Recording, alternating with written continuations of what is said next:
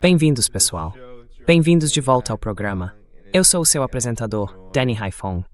E como vocês podem ver, estou aqui com o analista geopolítico, comentarista, autor e apresentador do próprio canal no YouTube, Andrei Martyanov. Andrei, bom te ver de novo. Prazer. Claro, sim. O prazer é meu também. Pessoal, não esqueçam de curtir o vídeo assim que entrarem, isso ajuda muito o programa. E o Andrei, na verdade, tem formação como oficial da Marinha, o que é perfeito para entender o que aconteceu nas últimas 24 horas, Andrei. Antes do programa, você disse que foi como uma picada de alfinete no meio de uma guerra muito maior e do que está acontecendo agora. Mas só para recapitular um pouco o que aconteceu durante a noite. As Forças Armadas dos Estados Unidos realizaram ataques contra o Irã no porto de Khashoggi, em Bandar Abbas. E depois o Irã anunciou que tinha lançado mísseis, drones e enviado alguns de seus barcos de ataque rápido para lá, em retaliação contra destroyers americanos.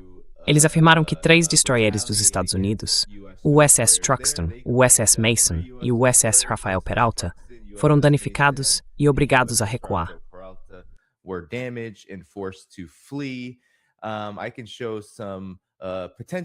Eu posso mostrar algumas evidências potenciais disso a partir de imagens de radar por satélite. Os Estados Unidos negaram, e o Trump disse que está tudo bem, que nada de errado aconteceu com esses destroyers. Mas as imagens de satélite parecem mostrar que há alguns navios pegando fogo agora, no Estreito de Hormuz. E neste momento continuam os confrontos, com o Irã dizendo que qualquer embarcação comercial que chegue a poucos quilômetros desses navios de guerra pode acabar sendo atingida por fogo amigo. Então, Andrei, ajuda a gente a entender o que aconteceu, o que está acontecendo agora e por que, mesmo com o projeto Freedom fora do ar, os Estados Unidos tomaram essas medidas e o Irã reagiu. O que exatamente está acontecendo aqui?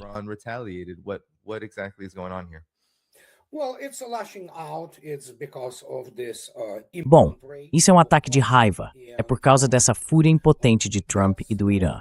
É só isso.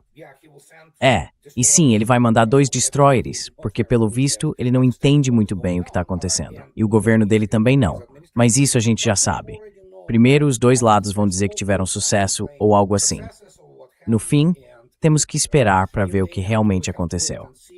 Mas sim, você disse certo. O infravermelho térmico basicamente registrou uma imagem da área e tem algo pegando fogo lá, com certeza. Então vamos considerar que pelo menos um dos destroyers pode ter sido danificado ou algo do tipo. E sim, isso não é novidade.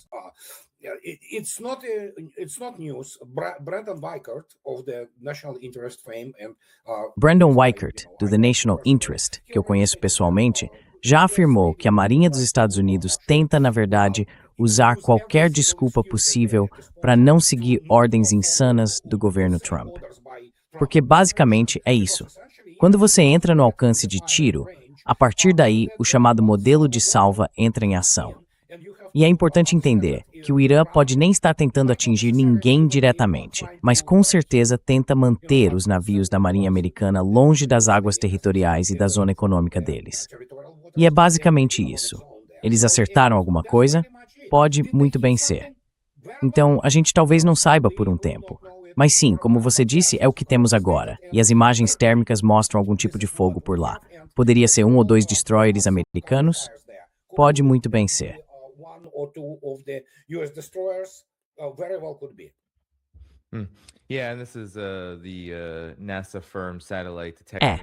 E esse é o satélite FIRMS da NASA, detectando vários focos de incêndio que parecem corresponder, Andrei, aos relatos iranianos de que esses destroyers tiveram que recuar para o Mar de Omã.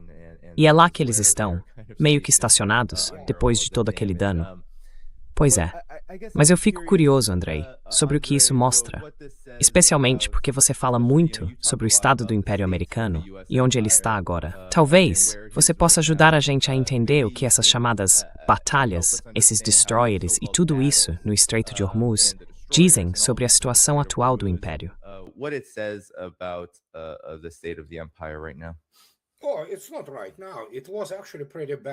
Não é de agora.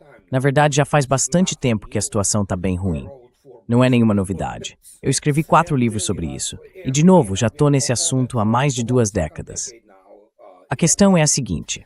Se você olhar para o histórico de guerras dos Estados Unidos, o país perde suas guerras. Perde tecnologicamente. Perde, obviamente, no campo político também. Mas, de novo, as pessoas precisam entender que guerras são vencidas nos níveis operacional e estratégico. Toda essa parte tática, esses detalhes tipo, lançamos isso e algo voltou voando.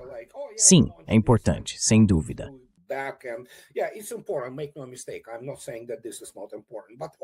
Eu não estou dizendo que isso não é importante, mas, no geral, as Forças Armadas dos Estados Unidos foram promovidas principalmente pelo marketing de Hollywood.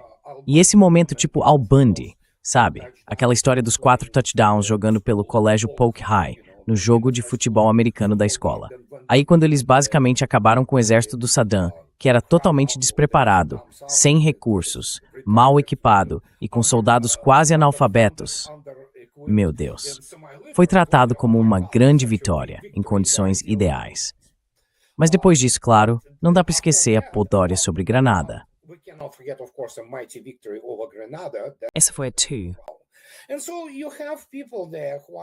Então o que acontece é que tem gente ali que é incompetente, tanto no nível político quanto no militar.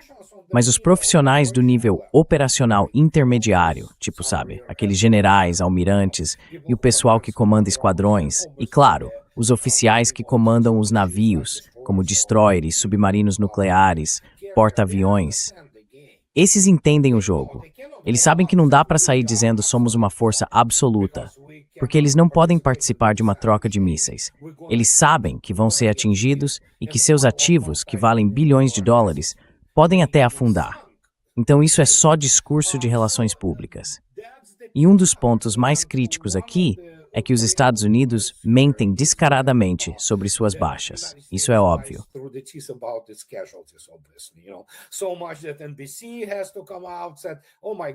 Tanto que a NBC teve que vir a público e dizer, meu Deus, aquelas 13 bases praticamente desapareceram. Os Estados Unidos foram expulsos do Oriente Médio. E agora operam apenas, e desde o começo foi assim, como um fantoche de Israel. Trump faz o que Israel manda. Ponto final. Ele é controlado por Israel. O que a gente vê aqui é um colapso completo da estrutura política, no sentido da governança do país. E como resultado, temos também essas manifestações, que são, digamos, sintomas secundários de toda essa decadência. E sim, o que sobra? Um destroyer da classe Arleigh Burke, que tem 96 células, e metade dessas 96 são mísseis de defesa aérea.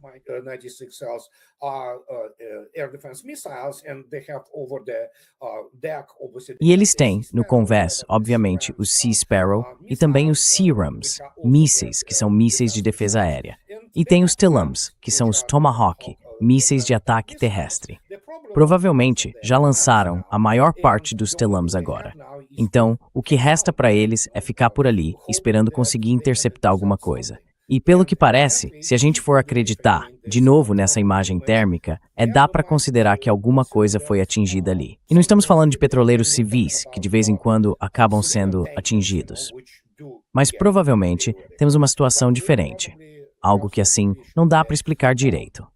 Recentemente o USS Higgins também, por algum motivo, pegou fogo.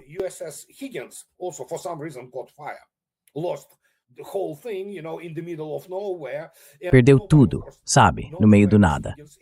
E ninguém, claro, sabe onde fica esse tal de Higgins, porque ele está sob o comando do Pacífico. É operado a partir de Yokosuka, no Japão. Mas de repente, cadê esse destroyer? Será que ele estava perto do Irã? Pode muito bem ser. Eles não divulgam a localização. E como é que acontece de um navio moderno, quer dizer, não é novo, tem 26 anos, de repente perder tudo? Perder energia, perder, obviamente, movimento, propulsão, essas coisas. O que aconteceu? Um mistério, né? É como aquele pequeno incêndio na lavanderia do porta-aviões. 30 horas combatendo um fogo em lavanderias. Sério? Pois é. Simplesmente não faz sentido.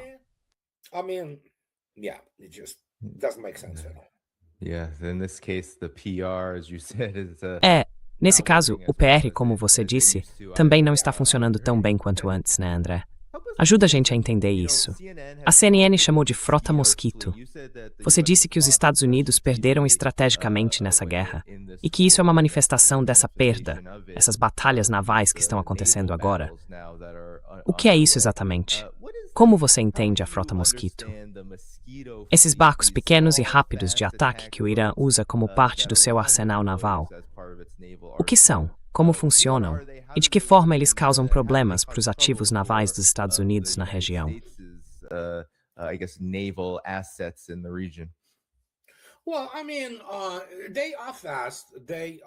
Bom, quero dizer, eles são rápidos.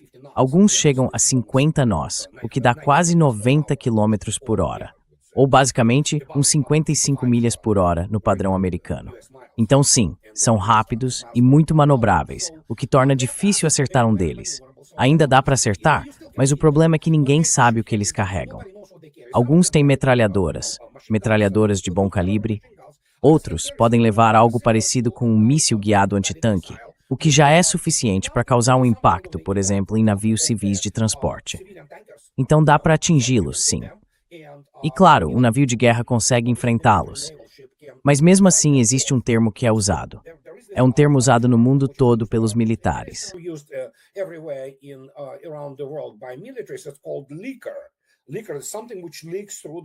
É o que chamam de leaker. Um leaker é algo que consegue passar pelas defesas aéreas. E até um barco pequeno, com uma tripulação bem treinada e dedicada, pode romper essa defesa e até lançar algo como um míssil antitanque guiado, um ATGM, contra um destroyer ou qualquer outro navio de guerra.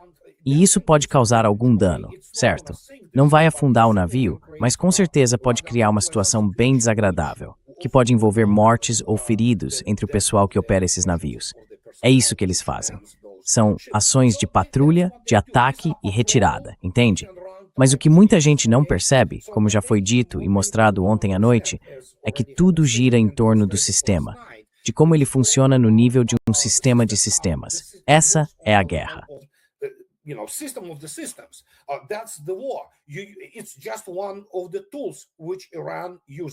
É só uma das ferramentas que o Irã usa.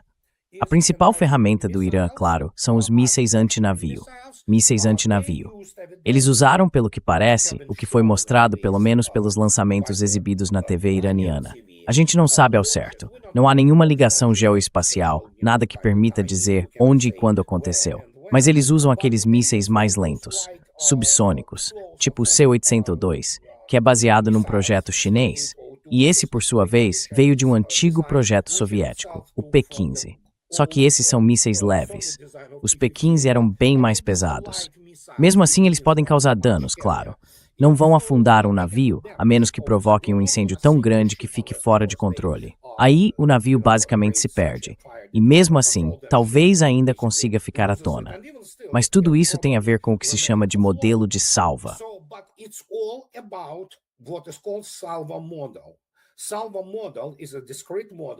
O modelo salvo é um modelo discreto, desenvolvido pelo o gênio operacional e tático da Marinha dos Estados Unidos, o falecido capitão Wayne Hughes. Ele explica, na verdade, também é um modelo de instrução, que mostra quantos mísseis, em quantidade e qualidade, você precisa lançar para conseguir romper a defesa e garantir que pelo menos um passe. Dá para calcular as probabilidades. Os iranianos são ótimos matemáticos e muito competentes operacionalmente. Então eles sabem como isso funciona e montam a estrutura dos salvos deles com base nisso. Você pode, por exemplo, enviar alguns drones e alguns desses mísseis. Digamos que 3 sejam abatidos. Um deles passa, é o que chamam de vazamento. Se for um drone, ele pode explodir, causar algum dano, mas é algo que dá para lidar. Agora, claro, se forem alguns desses mísseis antinavio que conseguem passar,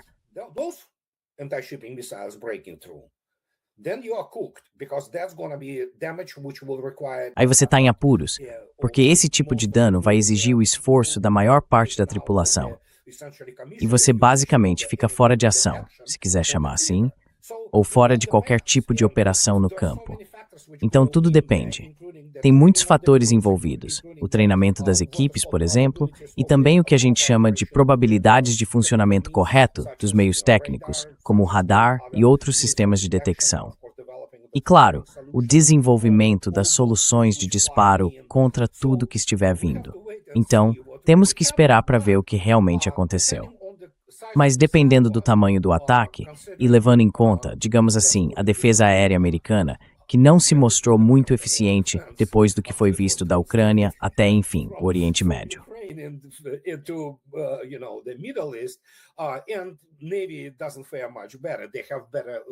E talvez não tenha se saído muito melhor. Eles têm uma visão melhor do horizonte de rádio, porque ali é só mar, né? Mas mesmo assim, não é grande coisa. Então, quem sabe? Será que eles derrubaram tudo ou deixaram passar um ou dois? Pode muito bem ser que tenha havido um vazamento, por assim dizer, algo que conseguiu atravessar a barreira de defesa aérea. Pode ter acontecido, sim. E pelo visto, eles foram embora. O fato de aqueles destroyers terem deixado a área já diz alguma coisa. Mas, de novo, é só olhar para as pessoas do governo Trump, que é totalmente incompetente. Se você prestar atenção no ministro, quer dizer, no secretário da guerra, aquele cara tatuado, alcoólatra, que na verdade tem diploma em ciência política e já foi âncora da Fox.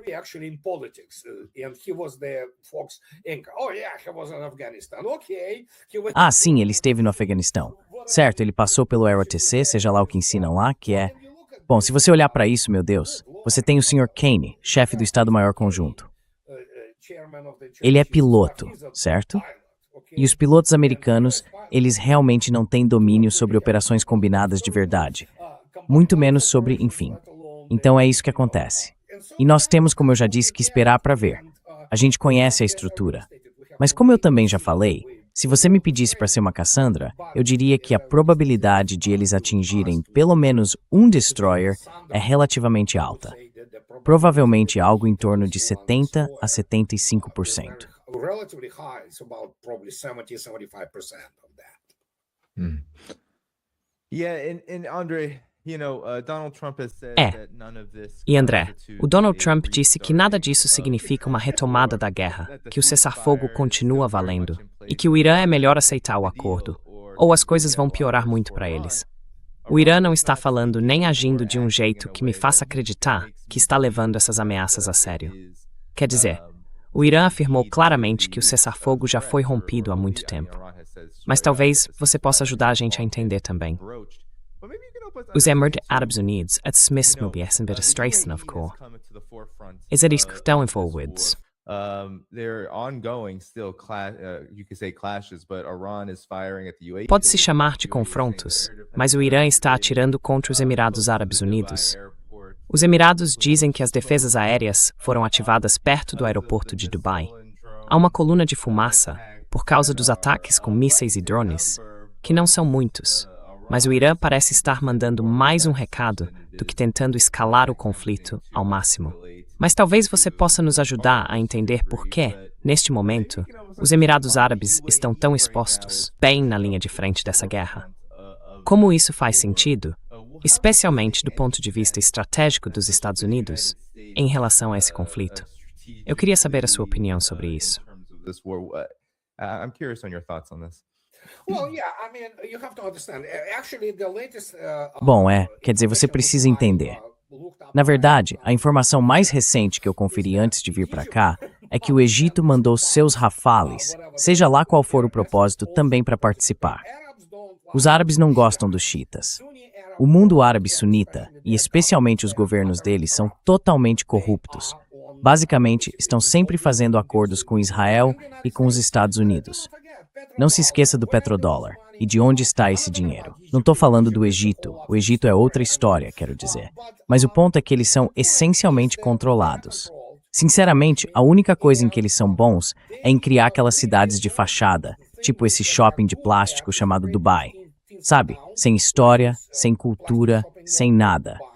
Só esses lugares para essa nova elite ir lá fazer compras, comprando porcarias caríssimas.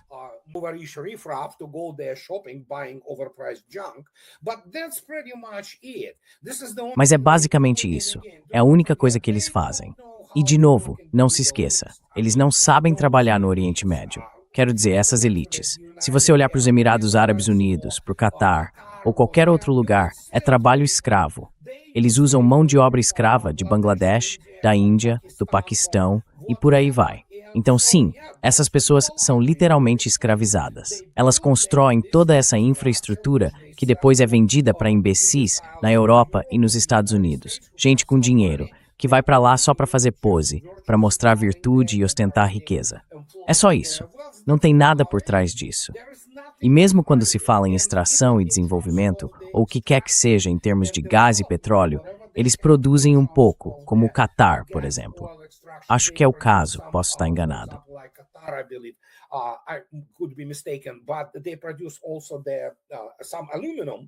Mas eles também produzem um pouco de alumínio. E é basicamente isso. São economias totalmente dependentes de hidrocarbonetos.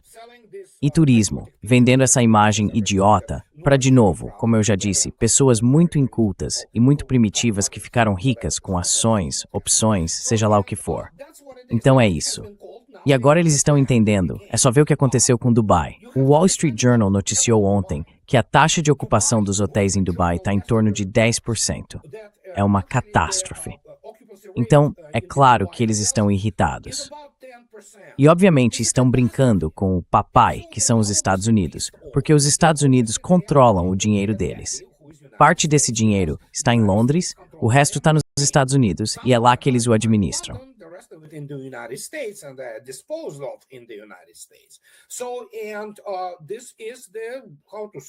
Então, e isso é o seguinte, não precisa ser economista. Eu tenho doutorado em economia para entender o que está acontecendo. Se eu controlo o seu dinheiro, posso fazer o que quiser. E de novo, se você olhar para o mundo árabe, as elites árabes estão completamente desconectadas do povo, que sempre foi pobre. E vai piorar. Quer dizer, eles vão acabar virando miseráveis, sabe? Então essas pessoas precisam encontrar algum tipo de válvula de escape para o que pensam. Eles não são bons estrategistas. Então vão acabar participando de tentativas de atacar aqueles xiitas malvados que agora o Irã tem um apoio enorme da comunidade internacional. É um país admirado por 90% do mundo.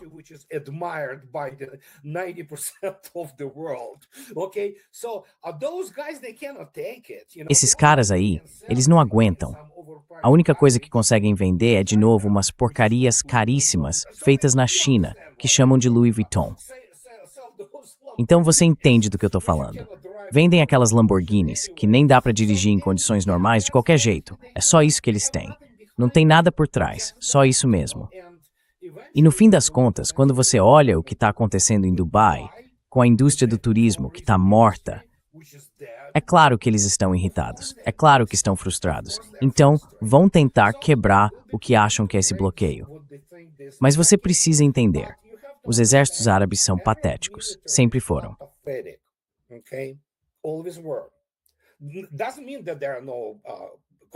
Isso não quer dizer que não existam pessoas competentes e corajosas, mas elas são raras, bem raras mesmo. Isso tem tudo a ver com a cultura daquela região. Então, veja só, é um país com 93 milhões de habitantes que, por algum motivo, tem uma visão muito diferente do Islã, para dizer o mínimo, tá? Eles lutaram contra a Al-Qaeda, lutaram contra o Estado Islâmico, e de repente você olha para eles e estão ali encarando os Estados Unidos e Israel. Israel, na verdade, é o complexo de inferioridade dos árabes, porque já foi espancado até não poder mais por aquele pessoal. Pois é, e agora você tem o Irã, que transformou Israel, ou está transformando, num grande estacionamento. E Israel recuou.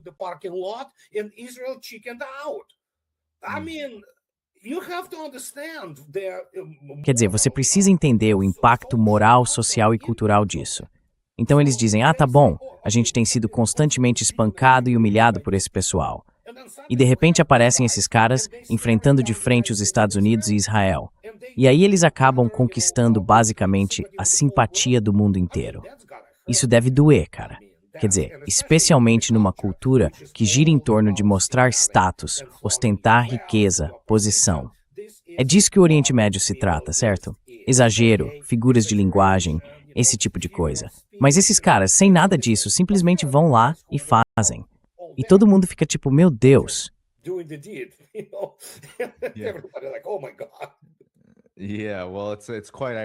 Pois é bem irônico, né? Teve uma época em que muita gente, no mundo todo, nem saberia apontar o Irã no mapa. Mas agora parece que essa guerra quase, ou pelo menos, colocou várias dessas monarquias do Golfo em risco de serem literalmente apagadas do mapa, por assim dizer. É, exatamente isso.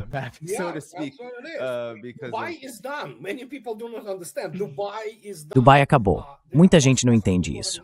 Dubai acabou. A última pessoa que sair de lá, não esquece de apagar as luzes, tá? Porque muita gente não entende o que aconteceu. E as repercussões, as consequências, são enormes. E, de novo, no momento em que os Estados Unidos saíram de trás dos seus aliados, que foram aniquilados na Ucrânia, e os Estados Unidos foram desmilitarizados, foi por isso que o Irã teve tanto sucesso. Quando eles saíram de trás, porque é assim que os Estados Unidos normalmente agem, lutando por meio de intermediários.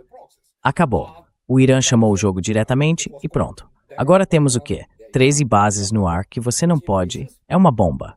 Simples assim.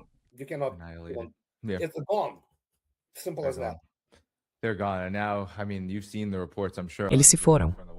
E agora, quer dizer, você viu as reportagens, tenho certeza, André, do Washington Post, da CNN. Estão saindo agora, antes tarde do que nunca, né?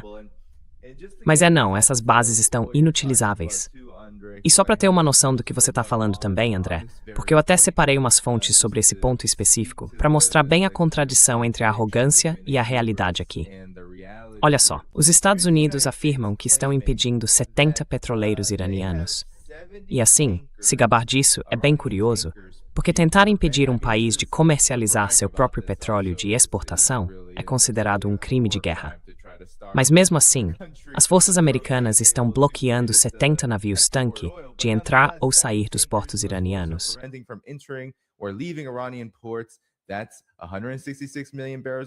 São 166 milhões de barris de petróleo iraniano, avaliados em 13 bilhões de dólares. Mas então, André, se você olhar para os fatos sobre o que está acontecendo com o petróleo na região, isso mostra exatamente o que você está dizendo. Há uma pequena queda, sim, mas a menor queda na produção é a do Irã, enquanto os produtores do Golfo Pérsico despencaram.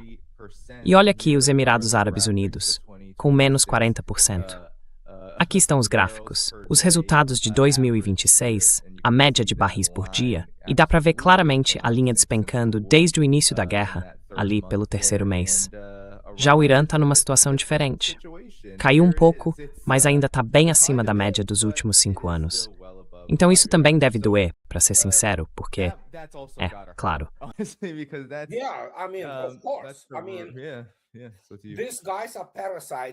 Quero dizer, esses caras são parasitas, basicamente, como já foi dito. Eles vivem às custas dos outros. Lembrem disso. Eu repito muitas vezes esse ditado famoso. Não é uma lenda urbana, não. Foi realmente dito por um dos sheiks, lá pelos anos 70 ou 80. Ele disse algo assim: meu avô andava de camelo, eu ando de Rolls Royce, meu filho vai andar de Rolls Royce, mas meu neto vai andar de camelo de novo. E é exatamente isso que está acontecendo. Eles são economistas de uma coisa só. A única coisa que sabem fazer é extrair, talvez processar um pouco e vender. Só isso. Esses países não passam de um deserto com alguns poços de petróleo. Não existe nada de valor próprio ali.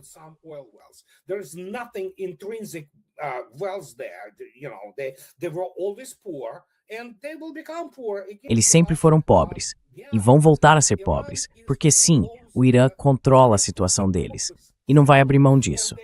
E aí vem esse cara na Casa Branca, com a administração dele que é controlada por Israel. Foi isso que eles conseguiram. Agora o Irã virou o grande jogador nessa história. Eles já têm, claro, uma relação próxima com Omã e vão dividir, de alguma forma, esses lucros enormes. E pronto. Então é mais uma guerra dos Estados Unidos que o país perdeu. E o único recurso que ainda tem são pequenos ataques, porque, convenhamos, os Estados Unidos estão raspando o fundo do barril quando se trata de armas de longo alcance.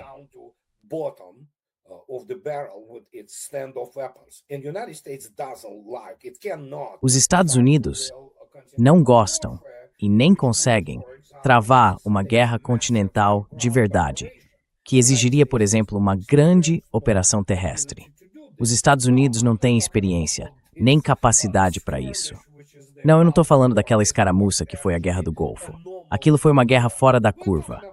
Aqui estamos falando de um país com 93 milhões de habitantes, com um exército que realmente sabe lutar e que não vai permitir que os Estados Unidos sequer apareçam nas áreas de concentração se resolverem fazer algum tipo de operação terrestre.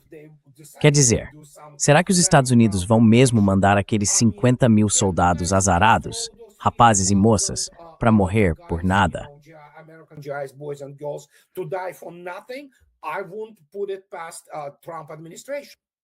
Eu não duvido nada do governo Trump. E não é por causa do você sabe do quê. O único motivo pelo qual ele não fez isso não foi só porque algumas pessoas no Pentágono disseram que seria suicídio.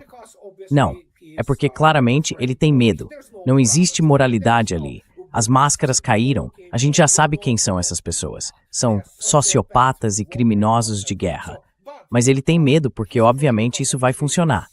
A gente já sabe que o número real de vítimas é muito maior.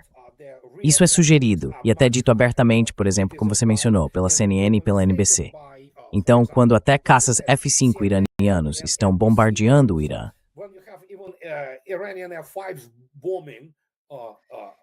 Caças americanos F-5. Talvez você possa falar um pouco mais sobre isso.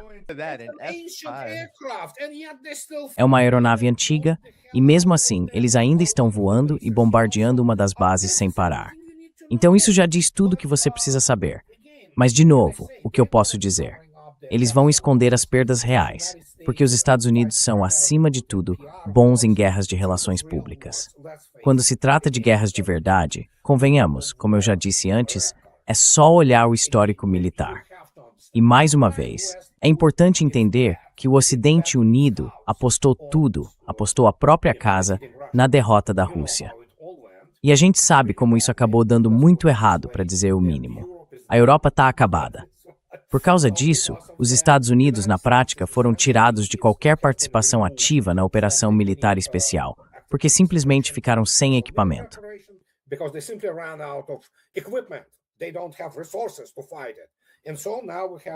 Eles não têm recursos para enfrentar isso. Então agora a gente tem o Irã e o Irã. De novo, é um momento tectônico, histórico. É o fim do Ocidente como a gente conhece. É um evento que acontece uma vez a cada 1.500 anos em termos históricos. É impressionante pela dimensão. É isso que estamos vendo. E todos esses detalhes, sabe? Tipo, a gente faz isso, lança mais alguns mísseis Tomahawk, sei lá, acerta algum tipo de barraco no meio do deserto. Ah, tá. Beleza. Acabou. It's we're grower. There's the in base. The world saw it. The world already took the notice. Todos esses são ótimos pontos. E só para reforçar, tudo isso aconteceu nas últimas horas. O Irã enviou uma mensagem que foi noticiada pela CNN para os navios que estão no Estreito de Hormuz. Para sua segurança, porque às vezes a gente precisa ensinar uma lição para os Yankees com mísseis e drones, fiquem a pelo menos 10 milhas de distância dos navios de guerra dos Estados Unidos. E tem outra coisa bem interessante. A CIA teve um relatório publicado no Washington Post. Ou melhor, para ser preciso, a CIA teve um relatório no Washington Post, que é o jornal deles.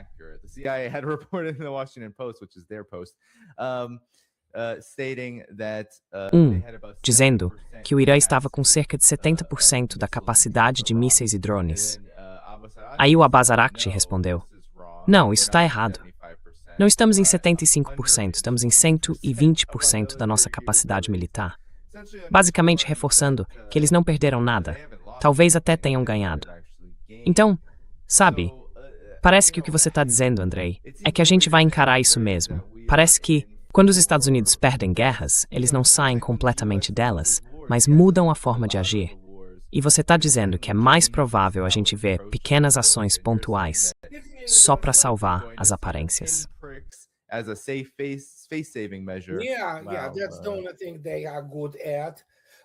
Isso é a única coisa em que eles são bons.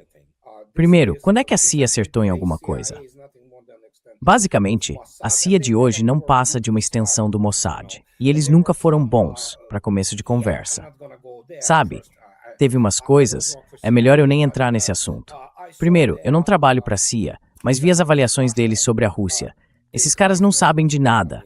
Quer dizer, eles não são bons em nada, entende? Mas o ponto é que sim, obviamente o Irã continua produzindo mísseis.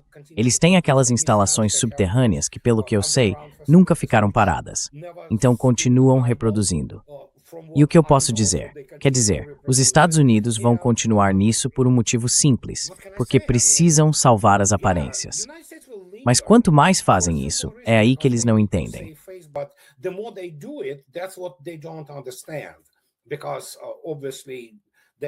Porque, obviamente, nunca houve, com exceção da vitória total na Guerra do Pacífico, que ainda é um fato. A União Soviética e o Exército Vermelho ajudaram, sim, mas foi principalmente um esforço dos Estados Unidos.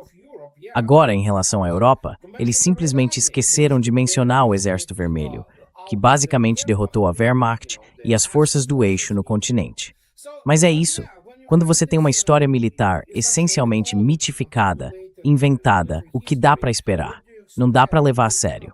Não dá para dizer que, em algum momento, tudo acaba, obviamente, como aconteceu de novo com a embaixada em 1975. A gente viu o que aconteceu no Afeganistão, que os Estados Unidos já não controlavam desde 2005, 2006. E isso foi inclusive declarado abertamente pelos famosos arquivos do Washington Post, que revelaram que os generais americanos sabiam disso.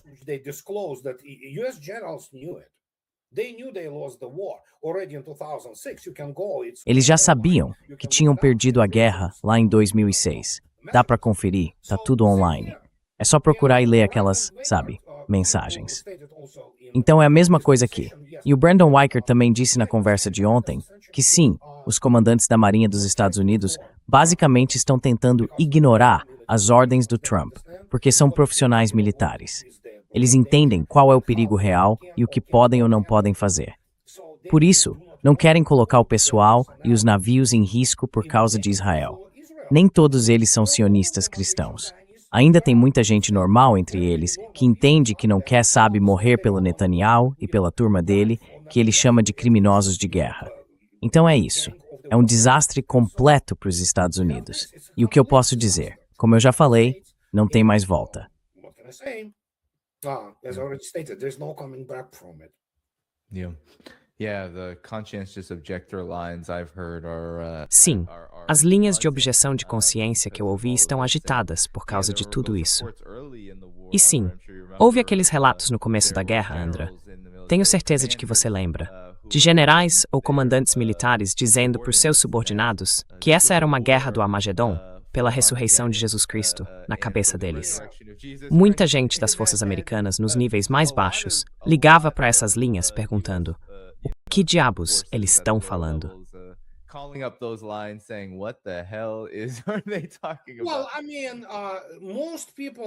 Olha, quero dizer, a maioria das pessoas nesse governo Trump não é realmente cristã.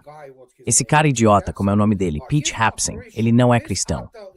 No fim das contas, é basicamente isso que o Tucker Carlson disse quando estava conversando com aquele diretor de fotografia, um cara bem famoso, não lembro o nome, mas o assunto era esse. Eles são judeus talmúdicos envoltos em retórica cristã.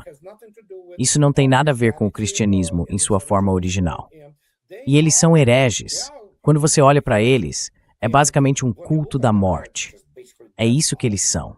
A gente precisa encarar isso. Eles são agentes de Israel. E se você observar, eu já disse isso publicamente, pode me citar, venho falando isso há muito tempo. Os Estados Unidos não têm mais um Congresso americano. Tem um Knesset 2.0. Washington, D.C. não trabalha para os Estados Unidos nem para o povo americano. Trabalha para Israel, que é quem manda neles, entendeu? E é isso que está acontecendo.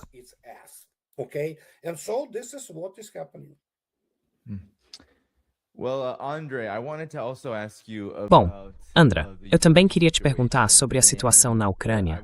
E queria te perguntar, porque você sabe, amanhã é o dia da vitória. E eu queria saber, tem todo tipo de reportagem, claro que você viu, dizendo que não vai ter tanques russos no desfile do dia da vitória, porque estão todos lutando e foram perdidos. Isso é tudo besteira. É tudo papo furado. E mesmo agora, tem relatos dizendo que a Ucrânia está virando o jogo em meio a todas as notícias sobre o Irã e tudo o que está acontecendo por lá.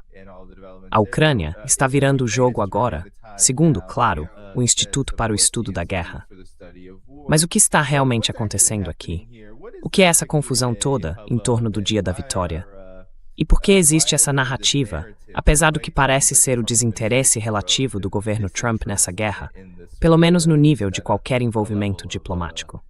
Por que é que agora estamos ouvindo falar de Dia da Vitória, de tanques russos e de tudo isso?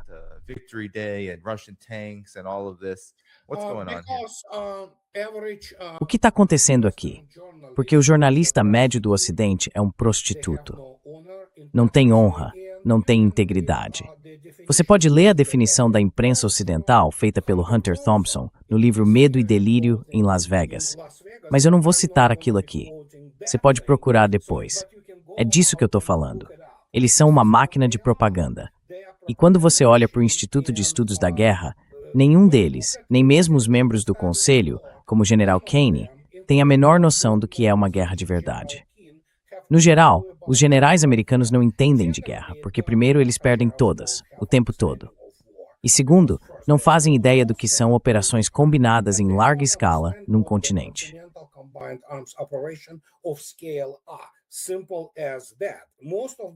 Simples assim. A maioria deles não passaria nem nas provas de admissão das academias militares russas para virar cadete do primeiro ano. Eles simplesmente não têm as ferramentas necessárias. Do ponto de vista acadêmico, operacional, estratégico, são incompetentes. E tecnologicamente, então, nem se fala. A maioria nem é engenheiro de verdade. Eles não entendem a base de tudo isso. Então, o que eles fazem? O Instituto para o Estudo da Guerra é uma operação da família Kagan. É a Victoria Nuland, o Robert Kagan, daquele grupo do novo século americano, os neoconservadores. São pessoas ressentidas, cheias de ódio, fanáticas.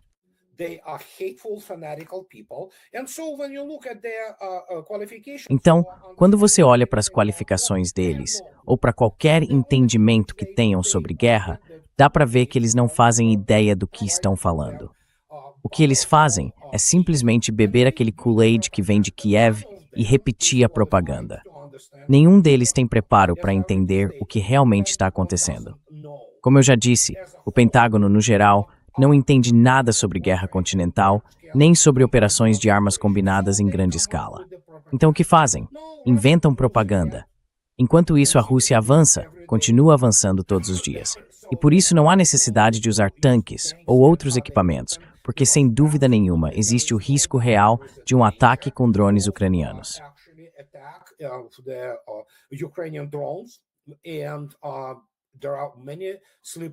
E há muitas células adormecidas vindas da Ucrânia, ligadas à principal diretoria de inteligência. Então, não há motivo para expor as pessoas, especialmente o equipamento militar, a esse tipo de possível resultado de relações públicas. Basicamente, a celebração vai continuar, mas principalmente com o pessoal. E, de novo, não é uma data redonda. No ano passado, que ainda era, como você sabe, um período perigoso, houve, como você mesmo viu, um grande desfile militar com os equipamentos. Mas desta vez isso mudou, porque, como já foi dito em comunicados do Ministério da Defesa e do Ministério das Relações Exteriores da Rússia.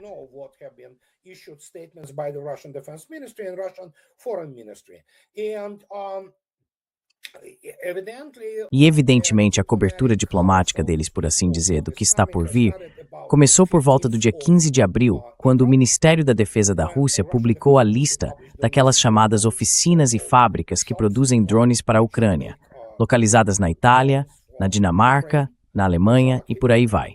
Então o que posso dizer? Quer dizer, é isso, eles se alinham, é o que fazem. Como eu já disse, se você estivesse comunicando com alguém do Instituto para o Estudo da Guerra, ou da CNN, ou da BBC, certifique-se de que seu médico te receite um bom tratamento com antibióticos, para você não se infectar e, sabe, morrer da sujeira. Eles são apenas lixo humano.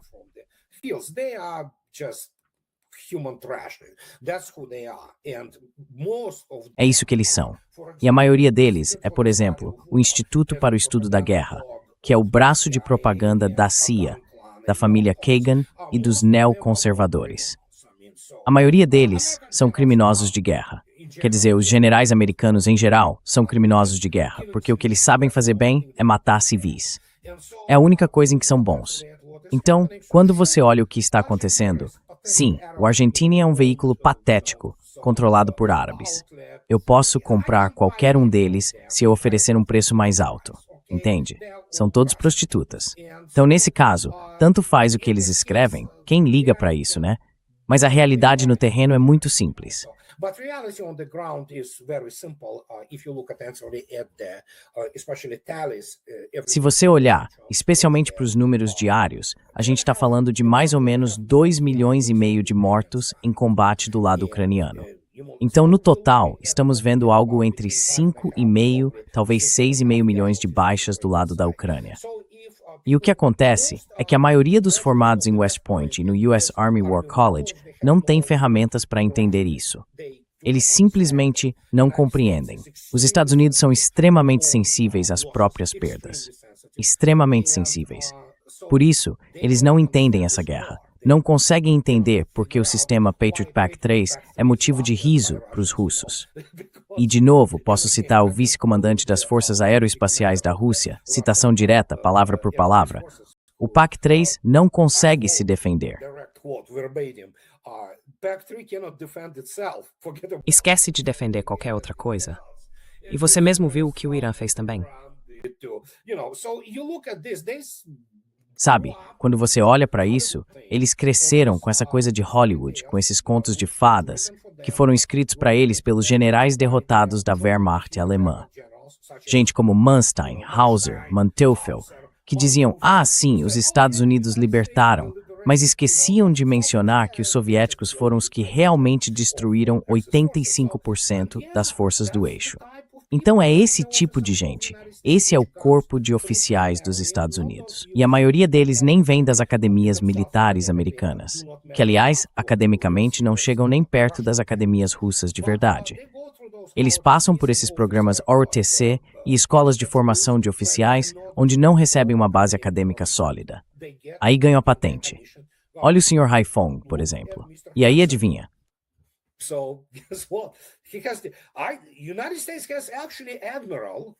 Os Estados Unidos têm, na verdade, um almirante, não lembro o nome dele, que se formou na Academia Naval com especialização em literatura inglesa. Pois é. E aí você pergunta, por que eles conseguem acreditar em qualquer tipo de besteira que aparece? Eles ficaram muito intoxicados com o próprio discurso e, de repente, perceberam o que estava acontecendo. Basicamente, tudo que jogaram contra a Rússia foi destruído. Quer ver os números? Eu posso te mandar o link, mas eles geralmente estão nos meus vídeos. E no fim das contas, dá para dizer que são mais ou menos 3 exércitos terrestres completos, do tipo que os Estados Unidos usaram na tempestade no deserto, em 1991, que foram, em termos de equipamento e pessoal, completamente aniquilados.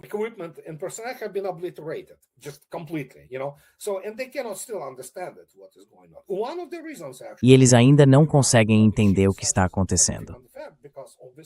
Um dos motivos, na verdade, pelos quais o Irã conseguiu um efeito tão significativo é porque, obviamente, os Estados Unidos simplesmente não têm recursos para sustentar tudo o que tentam sustentar. Muita gente ainda não percebeu que os Estados Unidos nem fabricam mais tanques. Os F-35 não têm radar. Eles voam com aqueles, discos de levantamento de peso para equilibrar. Não tô brincando. Não são palavras minhas. Isso tá aí, é público, tá na mídia, em várias matérias. E é isso.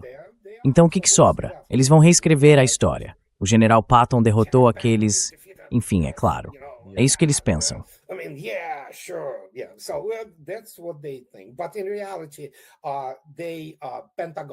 Mas, na verdade, quem manda é o Pentágono e a CIA. Eles morrem de medo daquela sequência de caixões cobertos de vermelho, branco e azul. Porque os Estados Unidos, a sociedade americana, não sabe o que é uma guerra de verdade. Mas quando começa a chegar uma leva de caixões, eles viram o que aconteceu na Guerra do Vietnã. E, aliás, quem mais bombardeava era os Estados Unidos. A maior parte do combate era feita, como você sabe, pelo Exército da República do Vietnã, o IRVN, que teve cerca de 1.400.000 baixas, com mais de 350.000 mortos. Então, sim, ainda assim, quando toda a sua história militar é construída nessa ideia de somos os melhores, eu digo, se vocês são os melhores, então ganhem a guerra. If you're greatest, win the war. Yeah. Yeah, great points. And, in the last Sim, minutes or so, ótimos I wanna pontos. ask you about this. E nos últimos 10 minutos ou algo assim, eu queria te perguntar sobre uma coisa que tenho visto circular e quero saber se você acredita nisso. Tem gente argumentando que os Estados Unidos estariam dispostos a enfrentar perdas militares se com isso conseguissem, por exemplo, o que muitos dizem ser o verdadeiro objetivo.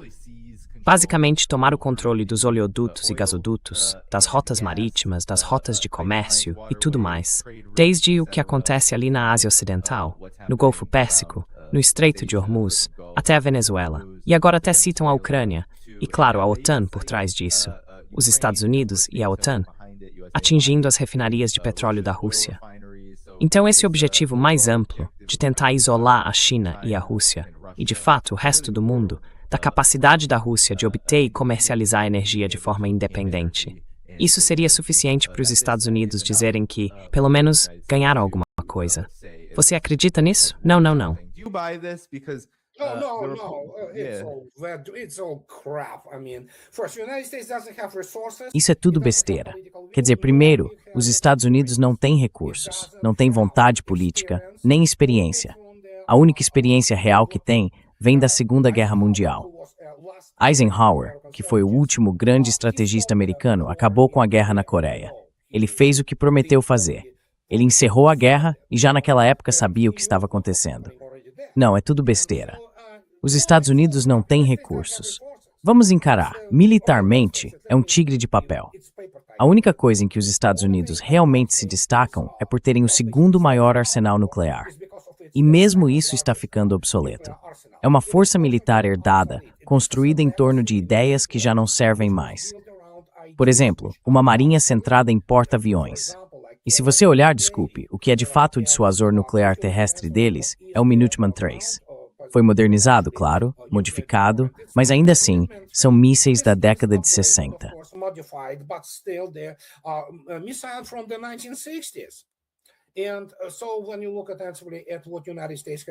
Então, quando a gente olha para o que os Estados Unidos têm em termos de dissuasão naval, estamos falando dos submarinos da classe Ohio. Alguns deles, como o famoso USS Alabama, aquele do filme Maré Vermelha, já tem 41 anos de serviço, para quem quiser saber. O mais novo dessa classe tem 22 anos. Ou seja, a maior parte da frota de submarinos Ohio também já está envelhecendo. E o que eles carregam? Carregam mísseis Trident II D5. São dos anos 90. É um bom míssil, sem dúvida. Mas, ainda assim, agora eles estão enfrentando algo novo. Pela primeira vez, viram o que é uma defesa aérea de verdade. E a Força Aérea dos Estados Unidos não está preparada nem treinada para lidar com isso. Simplesmente não tem a experiência técnica, nem o conhecimento necessário para conseguir compensar essa desvantagem.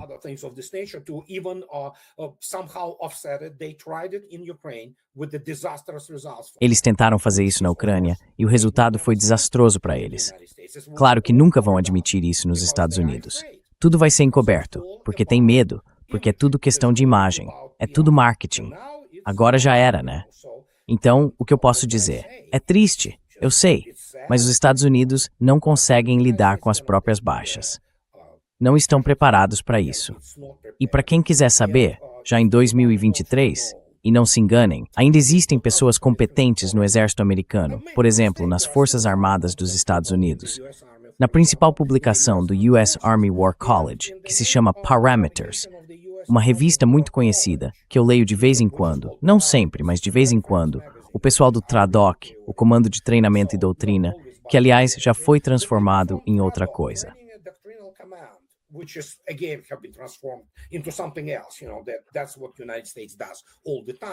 É isso que os Estados Unidos fazem o tempo todo. Eles não aprendem a lutar, só transformam seus comandos em alguma coisa. Mas eles escreveram um artigo chamado As Lições da Guerra na Ucrânia, na revista Parameters. E naquela época, isso foi em 2023, há 3 anos, eles explicaram de forma bem clara, se os Estados Unidos entrassem em guerra com a Rússia, nas condições que existiam naquele momento, sofreriam cerca de 3.600 baixas por dia. Ou seja, os Estados Unidos teriam, em apenas 4 semanas, as mesmas perdas que tiveram no Vietnã, 56 mil mortos e outros feridos, perdas das quais eles ainda não conseguiram se recuperar. within their 4 weeks. So if they want to fight that kind of war, Então, se eles querem lutar esse tipo de guerra, eu não acho que os Estados Unidos aguentem mais de 100 mil baixas antes que o país exploda de novo. Para enfrentar a Rússia, os Estados Unidos teriam que mobilizar de verdade a sua economia, que hoje está bem enfraquecida. Não é mais aquela superpotência industrial que era na época da Guerra do Vietnã. Teriam que reativar o alistamento obrigatório. E olha, se quiserem mesmo lutar contra a Rússia, o que é que eles vão encarar? Milhões de baixas. Então, se os Estados Unidos estão prontos para isso, eu duvido. Mas enfim, o que é que eu posso dizer? E de novo, é preciso ser um profissional militar para entender isso. O que a gente tem, na maior parte, é Hollywood.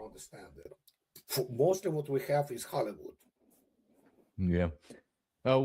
That gets me to, Certo. my final Bom, question. isso me leva à minha última pergunta para você, Andrei. Nesses últimos 5 minutos aqui, sobre os ataques ou a mira nas refinarias de petróleo da Rússia, o que é isso exatamente? Isso está tendo algum impacto, não só na guerra, mas na Rússia em geral? Porque a gente ouve muita coisa todo dia. Pois é, você também ouve. Então, qual é a realidade?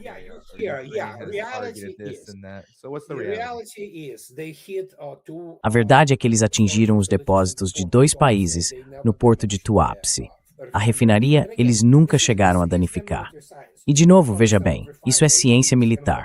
É preciso entender o que é uma refinaria e o que realmente é necessário para destruí-la. Eles mentiram sobre o porto e a refinaria de Ust-Luga, que nunca pararam de funcionar. Eles acertaram uns, como é mesmo o nome daqueles tanques cilíndricos de armazenamento? Pois é, pega fogo, faz fumaça, parece algo grande, mas na prática, para a operação de verdade, não muda muita coisa. Então, sim, é isso que eles tentam fazer. Mas, de novo, são ataques pontuais. E a Rússia continua. Aliás, se você entrar no meu site, ontem eu publiquei exatamente sobre o que estava acontecendo com a produção e a venda de petróleo da Rússia.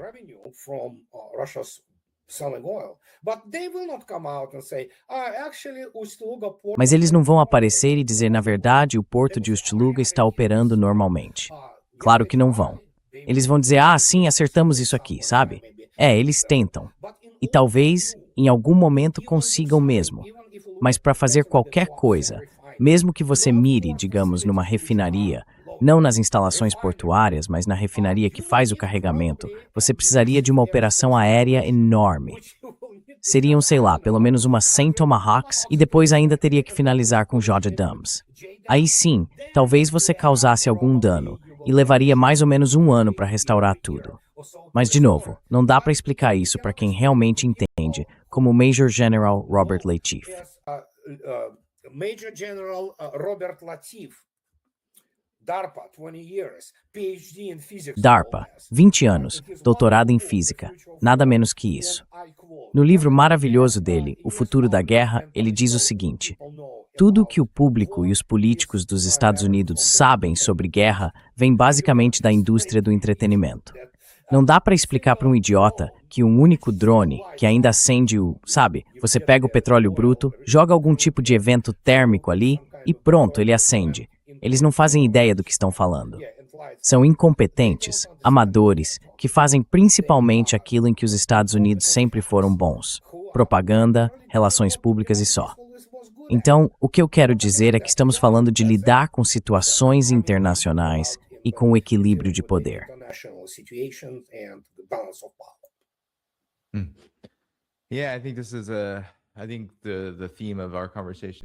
Eu acho que o tema da nossa conversa hoje tem sido, sem dúvida, a diferença entre aparência e essência. Os Estados Unidos realmente se esforçam muito para parecer fortes, duros, para manter essa imagem de hegemon que muita gente acredita que eles são. É isso mesmo. E boa parte disso, para transformar essa aparência em algo mais real, tem a ver com o que fizeram com o Irã, com o que fizeram na Ucrânia, basicamente destruindo vidas e tentando matar o máximo de pessoas possível. Mas eu não acho que isso leve necessariamente a mais domínio. Na verdade, isso leva a um tipo de reação, uma espécie de renascimento completo.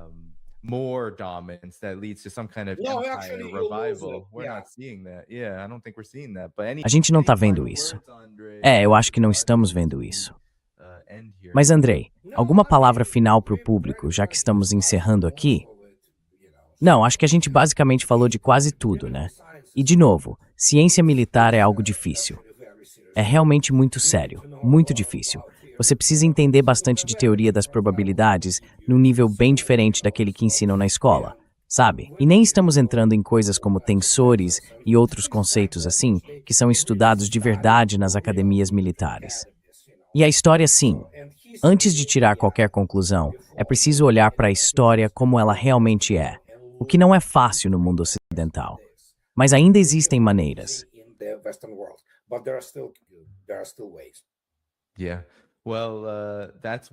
Certo.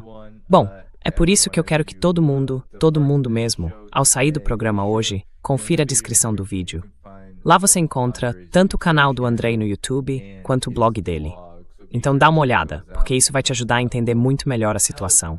Essa parte de ciência militar, sim, é difícil. E eu valorizo o esforço de vocês. Obrigado a todos que se tornaram membros e também a quem mandou superchats. Eu estou mostrando aqui na transmissão, então, muito obrigado a todos vocês hoje. Antes de sair, clica no botão de curtir. Isso ajuda a impulsionar o programa para que mais gente ouça a conversa entre mim e o Andrei. Foi uma ótima conversa e com certeza a gente vai repetir, Andrei. Então, pessoal, não esqueçam de curtir o vídeo. Na descrição, vocês encontram o trabalho do Andrei e também todos os links para apoiar este canal. Eu volto amanhã, acredito que ao meio-dia, horário do leste dos Estados Unidos, com Stas Kropivnik, que é um amigo em comum nosso. A gente vai trazer mais atualizações então. Até a próxima, pessoal. Tchau, tchau. Until next time, everyone. Bye-bye. Tchau.